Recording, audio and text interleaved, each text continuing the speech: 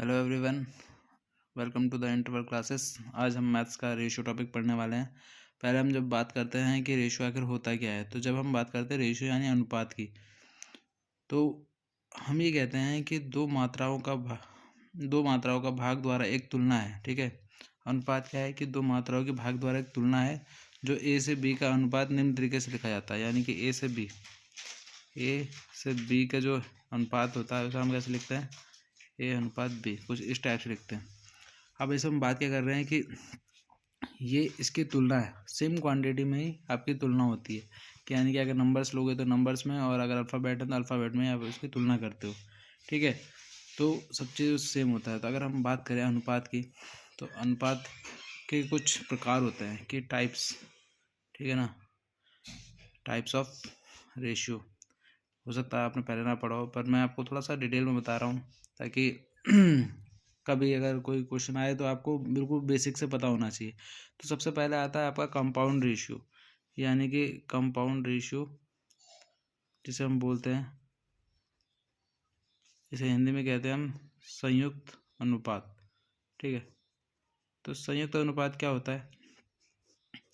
संयुक्त अनुपात में क्या होता है कि आपको जैसा वैल्यू दी हुई थी ना, कि सपोज करते हैं, हम एक एग्जांपल लेते हैं ना, एक एग्जांपल लेते हैं कि 2/3 और 4/5 और 6/7 है। ठीक है, तो इसका संयुक्त अनुपात क्या होगा अगर हमें निकालना हो, तो इसका संयुक्त अनुपात होगा कि ये सब मल्टीप्लाई हो जाते हैं। ठीक है, 4/5 इंटू 6/7। अब इसकी अगर हम वैल्यू देखेंगे तो कैसे आएगा, 2 क्या होगा, 4 और 8 6 48, यानी कि 48 हो गया आपका। ठीक है, 3×5 = 15 और 15×7 = 105। ठीक है, तो ये इसका क्या है, आपका कंपाउंड रेशियो है। ठीक है ना। अब ऐसे अगर आपको अल्फ़ाबेट में दे दिया जाए तो A/B multiply with C/D into E/F। ठीक है, तो आप इसे कैसे निकालोगे अगर ये आगे तक दिया हुआ है तो ये आपका कंपाउंड रेशियो जो निकलेगा K/L। ठीक है, कुछ इसी टाइप से निकलेगा, क्योंकि जो इस तरह से हो रहा होता है, यहाँ पे A/B है, फिर C/D है, E/F है, तो वही K/L ऐसे करके आपकी वैल्यूज़ निकलती रहती है। ठीक, तो इसी को हम कंपाउंड रेशियो कहते हैं। अब अगर हम सेकंड टाइप की बात करें इसमें तो सेकंड आता है आपका डुप्लीकेट रेशियो। ठीक है ना, डुप्लीकेट रेशियो। डुप्लीकेट रेशियो क्या होता है, अब इसे समझते हैं। डुप्लीकेट रेशियो का हम बोलेंगे द्विघाती अनुपात, है कि नहीं, द्विघाती अनुपात। द्विघाती अनुपात में हम क्या करते हैं कि किसी अनुपात का जो वर्ग दिया होगा ना, देखो ऐसे होगा, कुछ एग्जांपल से डायरेक्ट समझते हैं कि A/B है, तो ये हो जाएगा आपका A² / B², कुछ इस टाइप से हो जाएगा। द्विघाती अनुपात अगर आपको निकालने के लिए बोलेगा तो आपको क्या करना है कि जैसे आपको 7/7 दिया हुआ है, तो इसका क्या हो जाएगा आपका 7×7 = 49 और 5×5 = 25, यानी कि द्विघाती में क्या हो जाता है आपका स्क्वायर हो जाता है। इसी को ही हम क्या कहते हैं, डुप्लीकेट रेशियो कहते हैं। अगर आपसे आ जाता है कि इसका द्विघाती अनुपात निकालिए। अब तीसरा आता है हमारा इसी में ही ट्रिपलेट रेशियो। ठीक है, ट्रिपलेट रेशियो। अब ट्रिपलेट रेशियो में क्या होता है, इसको हम अगर हिंदी में बोलेंगे तो त्रिघाती अनुपात कहेंगे। ठीक, अब जैसे कि नाम से ही पता चल जा रहा होगा कि त्रिघाती अनुपात क्या होगा, तो ये बड़ा इजी है, त्रिघाती अनुपात।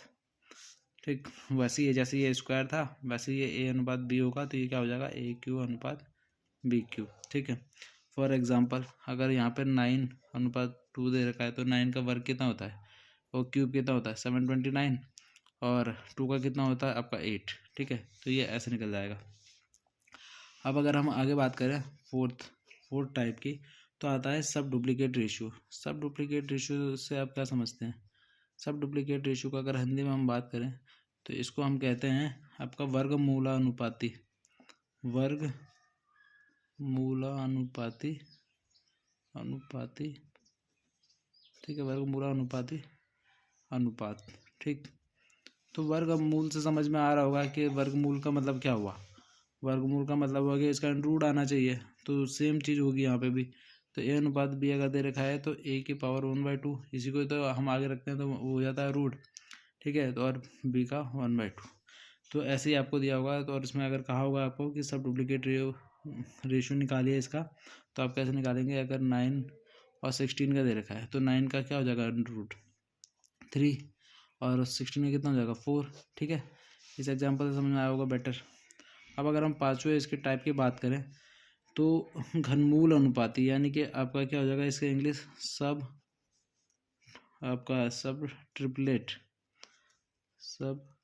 Triplet ratio.